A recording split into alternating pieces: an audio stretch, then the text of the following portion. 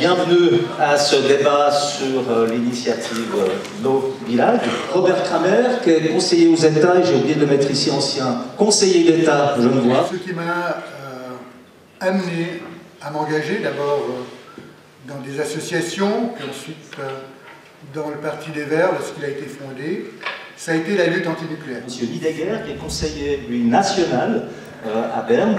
Je me suis engagé à l'UDC parce que c'est le seul parti qui posait la seule question qui, à mon avis, est première, c'est-à-dire celle des rapports de la Suisse avec l'Union européenne. De cela dépend à peu près tout le reste.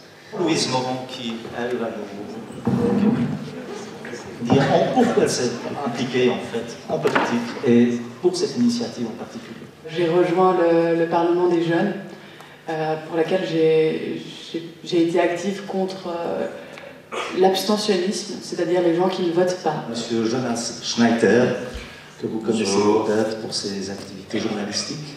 Je produis des émissions TV et radio, je produis un jeu TV que vous êtes trop jeune pour regarder, mais que vos grands-parents adorent. Et puis je produis des émissions radio, notamment les Beaux Parleurs, le dimanche matin sur RTS, la première. Et parallèlement, je suis chroniqueur pour Ringier, je travaille pour l'Illustré notamment. Alors l'initiative No Bilag, elle, demande la suppression de la redevance radio et télévision. Je pense que ça, vous le savez, ce qu'on appelle la suppression des redevances bilag. Cette redevance doit être payée par chaque ménage. Aujourd'hui, elle s'élève à 451 francs par an et par ménage abonné, on est bien d'accord, qui a la radio ou la télévision. Et dès le 1er janvier 2019, cette somme a été ramenée à 365 francs, soit symboliquement 1 franc par jour. Cette initiative est acceptée, la Confédération ne sera plus autorisée à percevoir la redevance pour la radio et la télévision, donc il n'y aura plus de redevance. Cela signifie en clair que les ménages et les entreprises ne devront plus payer la redevance et que la SSR, les radios locales et les chaînes télévisées régionales ne seront donc plus soutenues financièrement par la Confédération. Il faudra qu'elle trouve d'autres ressources via la publicité, via d'autres façons. Cette initiative, c'est une initiative de jeunes. La redevance, finalement, c'est un système vieux et dépassé surtout. On a la presse écrite qui, elle, n'a pas de subvention, face à une presse audiovisuelle qui, elle, reçoit une sorte de rente. Cela mène à certains rédacteurs en chef, notamment celle du Matin, à dire « mon plus grand concurrent aujourd'hui, c'est la SSR ». L'initiative des jeunes, c'est une légende. Cette initiative, elle vient des milieux économiques zurichois. Aujourd'hui, dans la Constitution fédérale, il est indiqué que la radio et la télévision contribuent à la formation et au développement culturel, à la libre formation de l'opinion et au divertissement. Elles prennent en compte les particularités du pays et les besoins des cantons.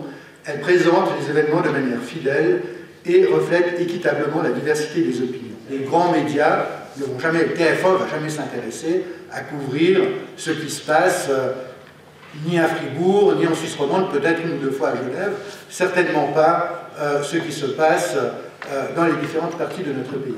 Vous croyez vraiment que TF1 va plus s'intéresser aux manifestations de gymnastique en Suisse? Mais le vrai problème, pour moi le problème de fond, c'est la qualité de l'information. Je fais partie des mous qui se sont abstenus au Conseil national, et puis je me suis radicalisé pendant le débat jusqu'à prôner aujourd'hui de voter oui à No Bilag, en ayant pas moins de 7 chaînes de télévision, 16 de radio. Vous n'avez pas besoin d'autant d'offres, autant pléthoriques et autant envahissantes pour assurer la diversité, surtout que quand vous faites le tri de ce qui est vraiment de l'émission de débat politique ou de système d'information où la pluralité est importante, vous avez une petite fraction de tout cela par rapport au divertissement. Quel est le contre-pouvoir de la SSR? Il n'y en a pas. Pour que, en matière d'information, le pouvoir arrête le pouvoir, il faut qu'il existe, lorsqu'un journaliste sort une ânerie, un autre journaliste qui sorte la chose corrigée. C'est le seul système qui puisse exister, ça n'existe pas en situation de monopole. Il n'y a pas véritablement de concurrence possible à la SSR. Il y aurait la presse écrite, mais on connaît les difficultés qu'elle traverse. Donc, il s'agit là de tuer le financement obligatoire pour le remplacer par un financement qui serait libre. Il s'agit donc du coup de faire probablement diminuer la taille de la SSR, qui à mon avis est excessive objectivement. Est-ce que les activités disparaîtront? Non. Tant que ces activités seront aimées et appréciées, le financement en sera différent. C'est que 9 Suisses sur 10, tous les jours, consomment un de ces médias. 9 Suisses sur 10 le consomment et l'apprécient. À l'arrivée de Tesla, les voitures électriques, j'avais proposé à mon directeur de parler de l'arrivée des voitures électriques et du fait que c'était moins cher de rouler à l'électrique que de rouler au diesel. Et mon directeur de l'époque m'a dit, écoute, je vais y réfléchir, je ne suis pas sûr que ce soit un bon sujet. Et le lendemain, il me dit, écoute, ce sujet-là, tu ne pourras pas le faire. 80% du budget de la radio vient des garages du coin. Et les garages, ils n'ont pas d'intérêt à ce que les gens roulent électrique, on a envie que les gens roulent diesel, donc tu ne pourras pas faire ce débat. Et on m'a dit, tu vois, de ce parti-là, lui, il ne faut pas que tu le reçoives, parce qu'il s'est fâché il y a quelques années avec la radio, il avait porté plainte. On aimerait plutôt que tu reçoives lui. Et puis, pour ce parti-là, on aimerait plutôt que tu reçoives lui. Et puis, c'était des histoires d'amitié avec le directeur, dont un qui avait une entreprise, qui mettait de la publicité, etc. Pourquoi est-ce qu'aujourd'hui les gens apprécient la première quand on parle de débat politique? C'est qu'ils savent que ça n'arrive pas. Je suis fier de travailler pour ces marques, RTS1, RTS2, la première, Couleur 3, que les gens écoutent et aiment. Et quand on me dit qu'on pourra faire la même chose avec un financement que j'ai connu par le passé, donc le financement privé, j'y crois pas. Et j'y crois pas parce que je l'ai vécu. Je crois que tout ce qui vient d'être dit a certainement suscité chez vous des émotions, des réflexions et probablement des questions. Si vous avez autant, entre guillemets, une aversion contre la RTS, c'est peut-être parce qu'elle permet à certaines personnes d'ouvrir son esprit avec justement des débats, de la culture, de l'information, et ça peut peut-être parfois aller contre certaines de vos idéaux qui prennent peut-être plus, comment dirais-je, l'enfermement. Donc est-ce qu'au final vous n'avez pas plutôt peur que la RTS soit un moyen pour certaines personnes d'éviter de faire ressortir leur peur primaire que vous exacerbez parfois avec vos idées ou vos initiatives populaires et qu'elle n'est finalement pas dans votre sens, mais simplement parce qu'elle donne plusieurs opinions et pas forcément celle du plus fort, en tout cas celui qui a le plus d'argent parce que votre parti est celui qui a le plus d'argent en Suisse et celui qui serait le plus à même d'avoir son propre média vu qu'il est surtout financé par des Zurichois assez fortunés. Il y a d'autres entreprises qui font du service public et souvent le privé le fait presque mieux. Il y a plus d'émissions de débat sur Raymond Bleu, par exemple, qui est du privé, qu'il y en a là à SSR, tout confondu. Une fois que vous avez fait le téléjournal, qui n'est pas vraiment du débat, infrarouge, qui est trop tard le soir, ils vont vous couper la parole tout le temps. Le consommateur n'a pas une liberté toute bête de pouvoir juste se désabonner.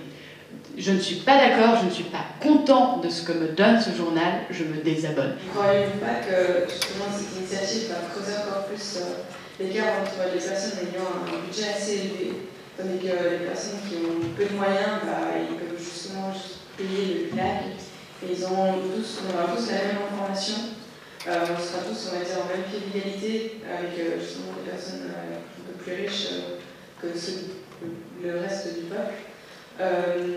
Je pense que cette initiative est juste, d'enlever le village, ça nous ferait juste montrer encore plus que les riches peuvent contrôler les informations. Un ménage qui a un revenu modeste, avoir 365 francs par an et ensuite d'avoir ensuite la facture des entreprises, c'est pas forcément un cadeau. Parce que cette personne ne consomme pas forcément ce pourquoi elle est obligée de payer. Donc on aura un marché où finalement les gens pourront véritablement payer ce qu'ils utilisent réellement. Donc est-ce que la facture sera plus élevée à la fin du mois? Pas forcément. Évidemment que la redevance permet d'assurer un accès minimum à l'information, au divertissement, à la culture, et que si cette redevance n'est plus là, certaines personnes n'auront plus cet accès minimum. Et on nous avait expliqué à l'époque, quand tout le monde sera obligé d'être assuré caisse maladie, les prix vont baisser. Je ne sais pas si vous vous rappelez de cette lointaine époque. Et celles et ceux qui souffrent d'un handicap qui ne leur permettent pas de regarder la télévision, par exemple. La RTS, on fait de l'audio-description, c'est-à-dire qu'on a des gens qui sont là pour décrire ce qui se passe dans certaines séries, dans certains films, pour que des gens aveugles puissent tout de même regarder la télévision. Qu'est-ce que ça ferait à vous si Mobilag est accepté? Moi, j'ai pas spécialement peur de mon cas, parce que je pourrais continuer de payer mon leasing, et je pense que mon revenu il augmenterait plutôt parce que j'ai une valeur sur le marché. Ce qui n'est pas le cas de certains collègues, c'est sûr, et c'est sûr qu'il faudrait pour ça des reconversions professionnelles, puisqu'on ne peut pas imaginer que typiquement quelqu'un qui faisait la traduction pour des aveugles retrouve un boulot à la télévision tout de suite. Vous avez parlé que la redevance ça devenait vieux, et après vous avez parlé que la SSR tuait le matin, donc la presse écrite, mais nous les jeunes, au final ce qui tue vraiment la presse écrite, c'est parce que nous les jeunes on est beaucoup plus dans l'audiovisuel et non pas dans la presse écrite. Ce qui fait que pour nous la SSR au final ça nous convient au fond. J'entendais hier justement le rédacteur en chef de la Tribune de Genève, ils n'ont jamais eu autant de lecteurs. C'est vraiment un système où, c'est vrai, pas toute l'information convient à tout le monde, et du coup, c'est vrai que le système d'abonnement, ça plairait à beaucoup de gens, parce que si on n'aime pas une information, on la paie plus. Mais c'est ça aussi, les informations, c'est que ça va plaire à certains et pas plaire à d'autres. Et ce ne sera pas les intérêts de chacun de payer une information qu'il veut. Il faut aussi une information, pas forcément qu'on ne veut pas, pour savoir aussi ce que pensent les autres et ce qui se passe. On ne peut pas seulement avoir une information qui nous convient, sinon on vit comme des aveugles. La pluralité a besoin d'une pluralité d'acteurs parce que nous ne sommes pas dans un monde de saints dans lequel les séances de rédaction à la SSR, dont on nous parlait tout à l'heure, débouchent nécessairement sur la proximité miraculeuse du consommateur. Ça n'existe pas. La presse change et doit trouver un nouveau moyen de se financer. Mais ce n'est pas un problème de lecteur. Bien sûr que c'est un business.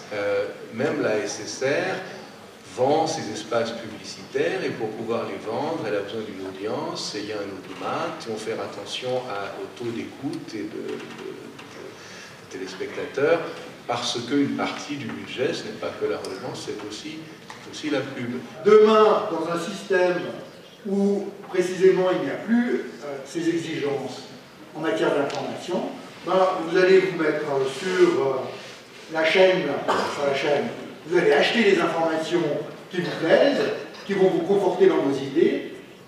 Ça a le petit inconvénient de restreindre un petit peu votre compréhension du monde, parce que c'est toujours le même message qui vous est asséné. Quand on s'en renseigne, de toute manière, on ne peut pas juste regarder la SSR, il faut regarder plusieurs médias, parce que c'est ainsi qu'on va pouvoir vraiment avoir une pluralité de la presse. C'est pas juste marqué de dire voilà, on aura une neutralité qui n'existe pas.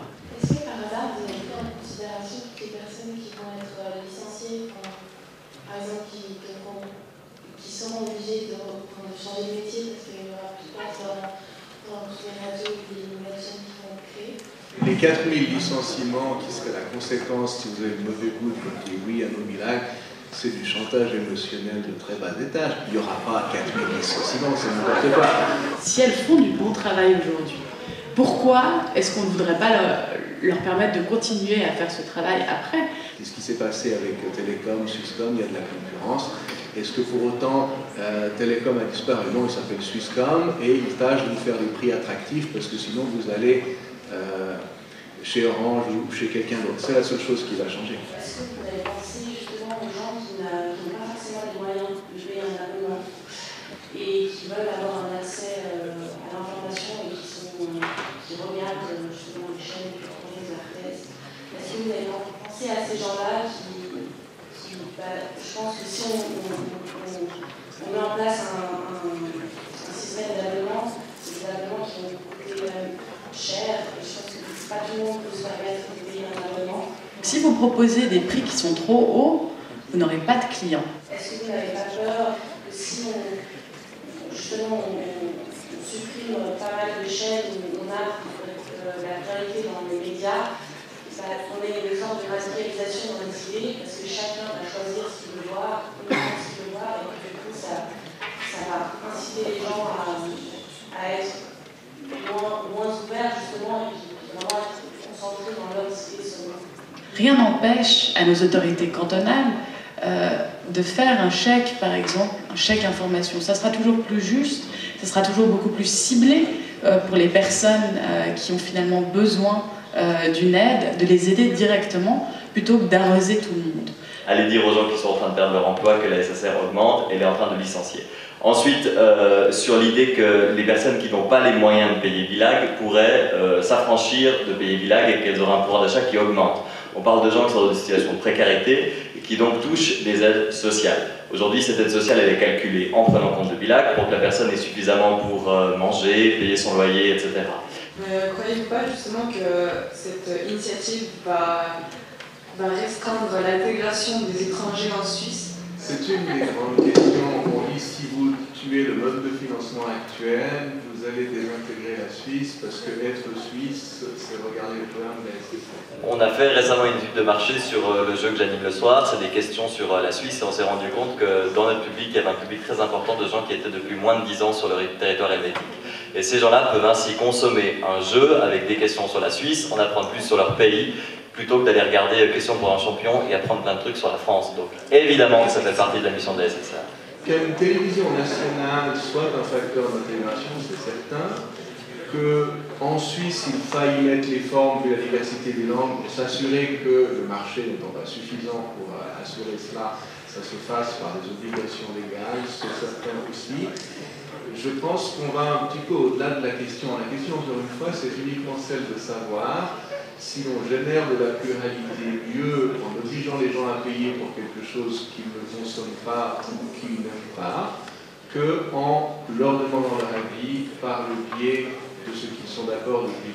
C'est que j'avais une question. Au tout début, en fait, vous avez dit que les journalistes, c'était leur devoir de divulguer des informations sérieuses, que nous, on voulait écouter justement un travail sérieux de leur part. Mais est-ce que ce ne serait pas un petit peu abusif de faire une généralité aussi grande dans toutes les chaînes de radio, toutes les chaînes de télévision, et dire qu'en gros leur travail n'est pas sérieux? Je voudrais déjà répondre par rapport à la neutralité, ne serait-ce que par exemple dans les locaux même de la RTS. J'y suis allée il y a 2 semaines, on voit partout des petits autocollants non à Nobilag. Donc déjà, ne serait-ce que les locaux, c'est pas neutre. Peut-être qu'il y a des autocollants à la RTS, je ne peux pas dire le contraire, c'est possible qu'il y ait des autocollants à Nobilag dans les locaux, mais il n'y aura jamais d'autocollant ou de mention à l'antenne. Donc si sur le bureau de quelqu'un il y a un autocollant à Nobilag, c'est possible, mais ce n'est pas pour le public. À l'intérieur de leur profession, le code de déontologie des journalistes, il n'a pas été imposé par l'État.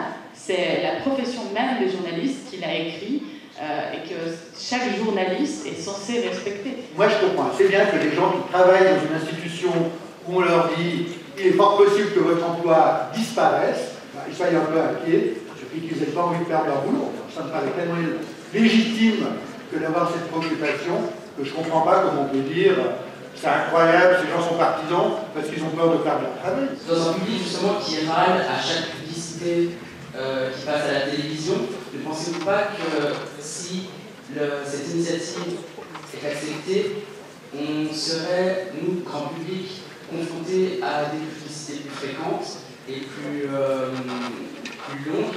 On peut avoir un abonnement où on paye exclusivement par la pub, ou alors un abonnement où finalement on dit je décide de payer un peu plus et j'aurai pas de pub. Dans un milieu où il y aura plus de concurrence, donc plus de chaînes qui vendent de la publicité, le prix de la publicité va baisser et donc la même entreprise qui a le même budget de publicité pourra acheter des publicités plus longues ou plus de publicité. Donc oui, ce sera moins cher de nous infliger de la publicité et il y aura plus de publicité et plus de publicité, ça c'est un fait. Il faut quand même préciser qu'en Romandie, il y a 30 chaînes radio-télévision, 8 ne se financent pas via la redevance. Donc c'est possible d'exister sans. Est-ce que vous ne pensez pas que tout simplement, si un programme n'intéresse pas le public d'un canton, il va tout simplement couler ou perdre de l'audience, il va devoir se restructurer par rapport aux lois du marché? Jamais vous verrez sur TF1 des reportages sur des Alpes à Nyon, etc. Vous pouvez vous dire, mais moi je ne regarde pas ces choses, ça ne m'intéresse pas du tout. La des Alpes, la Gime, le corps des Alpes. Mais la télévision, c'est la chaîne de télévision suisse, c'est la chaîne de télévision qui a la plus vue dans ce pays. Donc, il faut quand même voir que ça intéresse pas mal de monde. Je pense qu'il faut sérieux, en comparaison, je peux vous parler des chaînes françaises. Vraiment, du coup, des chaînes françaises, on en a beaucoup. Je pense qu'il niveau qualité, niveau sérieux, je pense qu'on n'a pas énormément à s'en faire à ce niveau-là. Il suffit de voir pour les premiers programmes qui viennent À l'esprit, on a, je sais pas moi, infrarouge, mise au point, TTC. Si je parle de là, je pense qu'on a des programmes assez sérieux. Je pense que parfois, quand on va voter, on n'est pas consommateur, on est citoyen, et on n'a pas toujours envie qu'on s'adresse à la partie de nous qui est consommateur, et parfois on peut aussi faire des choix de citoyen. Quand je finance l'armée, quand je finance l'école, alors que pour l'instant j'ai pas d'enfant, je ne suis pas consommateur, je ne dis pas je consomme pas une partie de l'armée, donc je ne paye pas, je suis citoyen parce que j'aimerais assurer un service à mon pays. Avec cette initiative, du coup, à la fin, on va pouvoir avoir plus de liberté dans notre consommateur. Mais il faut être honnête. Moi, j'ai parlé avec d'autres jeunes. En fait, si c'était des jeunes qui avaient proposé cette initiative. Au final, les personnes qui voteraient oui, c'est pas pour avoir plus de liberté, c'est juste pour pouvoir économiser cet argent qu'ils dépensent en fait. Il y a des personnes qui trouvent que le coût est trop élevé pour finalement qu'elles utilisent de manière effective. Vous avez cité le 20 minutes comme journal plutôt neutre. Le 20 minutes qui est un journal bardé de publicité, etc. Est-ce que vous pensez vraiment que c'est un journal neutre? Un journal privé, entièrement gratuit, arrive à être plus neutre sur le sujet que la SSR qui a un devoir constitutionnel en la matière. Ma question principale, c'est vraiment, est-ce que vous voulez vraiment détruire la neutralité de la télévision? Alors, il faut quand même dire que la neutralité, ça n'existe pas. Parce que déjà, quand un journaliste choisit qui il va inviter, quand il choisit les questions qu'il va lui poser, c'est déjà ça. La redevance d'acte, c'est 1,37 milliards de francs, et sur ces 1,37 milliards, 90% sont envoyés à la SSR, qui représente, je crois, environ 17 chaînes de télé, radio sur la Suisse, alors qu'à côté, toutes les autres chaînes locales, qui sont une trentaine, doivent se partager quelque 60 millions. Qu'est-ce qui fait que la SSR reçoit justement autant de moyens, alors que toutes les autres chaînes locales doivent se partager justement une somme, par exemple? Pourquoi la SSR reçoit ce montant-là? Parce que le montant vient avec une série d'exigences. C'est que du coup, on estime des émissions que vous avez citées comme étant le dû de la SSR. Pour produire un TTC, un mise au point, à 25 minutes, un temps présent, il faut un certain budget et on ne demande pas aux chaînes locales de produire ces mêmes programmes. Tous ces diffuseurs, tous sans exception, en tout cas tous ceux justement qui sont soumis et qui produisent de l'information, sont opposés à cette initiative parce qu'ils estiment qu'ils vont disparaître. Ce 10%, si on le leur enlève, concrètement, il n'y a plus d'éléments bleus. Quels sont au final vos arguments? Ça reste un peu flou. On peut rendre cette liberté aux citoyens de dire voilà, moi je choisis de m'abonner à ce média parce que finalement je lui fais confiance, j'ai envie de le soutenir. Comment est-ce que vous voyez le futur de la télévision suisse si Villach passe? Monsieur Schneider n'a pas arrêté de dire 9 Suisses sur 10 la regardent, donc pourquoi est-ce que ces gens ne s'abonneraient pas finalement volontairement? Le temps de la neutralité, et c'est pas ce que le privé va nous offrir, parce que de toute façon il y aura des opinions déjà faites, on va juste annoncer à la télévision, et ça va contre ce que la Suisse c'est abroger la démocratie et la liberté de penser. Ah non, le privé ne peut pas, parce que le privé ne peut pas vous obliger typiquement à vous abonner à quelque chose dont vous ne voulez pas. Donc c'est vraiment là de dire, le privé ne pourra pas vous forcer à payer. C'est vous qui choisirez de financer le privé. Et finalement, on va se trouver à payer un abonnement plus cher pour un contenu qui a moins de diversité et orienté par ceux qui vont le financer. Et je trouve ça un peu choquant que l'information soit finalement accessible que à ceux qui ont les moyens. Est-ce qu'un privé a tout intérêt à faire un abonnement qui est tellement cher qu'il n'est accessible à personne? Non, parce qu'il veut avoir des clients, et donc pour avoir ses clients, il faut quand même avoir un côté attractif. J'aimerais juste savoir, quand on sait qu'il y a eu 5 réclamations à la LTS et 40 réclamations à la SSR du public depuis fin 2017, comment vous pouvez prôner en fait, la fidélité de l'opinion quand le public lui-même ne se sent pas représenté et qui ressent une incapacité des médias financés par la redevance à rester neutre face à l'opinion? Ça prouve qu'il y a une autorité de plainte. Ça prouve que cette autorité de plainte, elle fonctionne parce que régulièrement elle te donne des raisons aux diffuseurs et que cela aboutit à des rectificatifs. toutes choses qui aujourd'hui sont garanties, toutes choses dont l'initiative prône la disparition, puisque cette initiative demande que l'on supprime l'alinéa 5 de l'article 93 de la Constitution, qui dit que les plaintes relatives au programme peuvent être soumises à une autorité indépendante. Si on veut regarder la télé, on va payer. Et puis, finalement, combien ça va nous coûter? Parce que du côté de la RTS, on a des chiffres. On sait qu'actuellement, on paye 450 millions de francs par an. Et puis qu'à partir de l'année prochaine, on va peut-être payer 365. Mais de l'autre côté, on n'a pas les chiffres, en fait. Si on regarde la redevance d'un point de vue historique, on voit que le montant n'a cessé d'augmenter. On est un pays, on est citoyens, on est tous ensemble. Et puis, quelque part, il y a un devoir de solidarité des uns envers les autres. Et c'est ce qui se passe avec la redevance, dans le sens que tout le monde paye pour tout le monde. Et avec d'autres systèmes, en fait, ce qu'on fait, c'est que moi, je paye pour moi, toi, tu payes pour toi, et puis les autres, on s'en fiche. Donc, l'altruisme, dans votre initiative, je ne vois pas trop la place. Quand on fait payer un étudiant qui regarde de moins en moins la télé, qui ne regarde même pas forcément la télé, qui n'écoute pas forcément la radio, le même prix qu'un milliardaire. C'est de la solidarité, ça? Si on passe pour une sorte de privatisation de télé, on va se retrouver dans une situation où on va payer, on choisit son paye, on payera, et on ne sera pas garanti du service qui sera rendu, on ne sera pas quelle est la réelle neutralité de l'information qu'on aura. Donc aujourd'hui, on paye déjà, on paye tous la même chose. Et on a une garantie parce que nos télévisions se soumettent à des lois et puis ces lois-là ne peuvent pas vraiment en fait, les enfreindre. Et c'est pour ça qu'elles reçoivent en fait, l'argent de l'État. Donc qu'est-ce qui se passe si l'argent de l'État est privé? On n'a plus vraiment contrôle sur ce pourquoi on paye. Donc, comment gérer ça? Comment on peut savoir en fait, ce à quoi on s'expose en acceptant nos billets? Mais elle est privée. Qui sont-ils? C'est vous? Donc c'est vous qui pouvez demander des comptes à votre média, de dire voilà, vous n'êtes pas capable de me proposer un service qui est compétent. Est-ce qu'il y a déjà des pays en Europe qui ont déjà fait cette connexion? Moi, il ne semble pas, il me semble que les voisins ont des systèmes semblables aux nôtres. Donc c'est un peu un saut dans l'inconnu.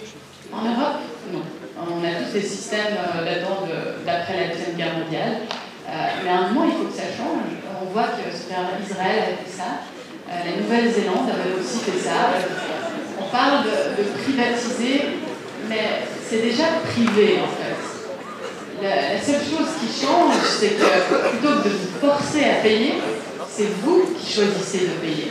Vous avez parlé qu'il y a environ 8 médias qui ne dépendent pas de l'ordonnance. Combien ont disparu avant? Par exemple, les deux a disparu, les journaux qui étaient locaux, les journaux qui étaient faits par les journalistes ont disparu parce que malheureusement, les gens regardent de moins en moins la télé, lisent de moins en moins. Et du coup, la RTS, il y a un second qui ne survécu grâce à cette redevance, finalement, c'est efficace parce que les lois, et puis de plus aussi, le fait que la Confédération ne fait pas en matière de un équilibre entre tout ça, c'est totalement décevant. Peut-être demain, on pourra prendre des mesures pour éviter la disparition d'autres médias de la presse écrite. Mais malheureusement, cette initiative sur laquelle vous êtes prié de voter propose également la disparition de cette disposition. Je trouve que c'est bien qu'on puisse parler de ce genre de discussion et j'espère que nous serons le premier média public soutenu par une votation qui prouve que le peuple est derrière et veut ces médias publics en 2018 et c'est la force que peut peut-être nous donner cette initiative et pour ça je remercie Madame Morand.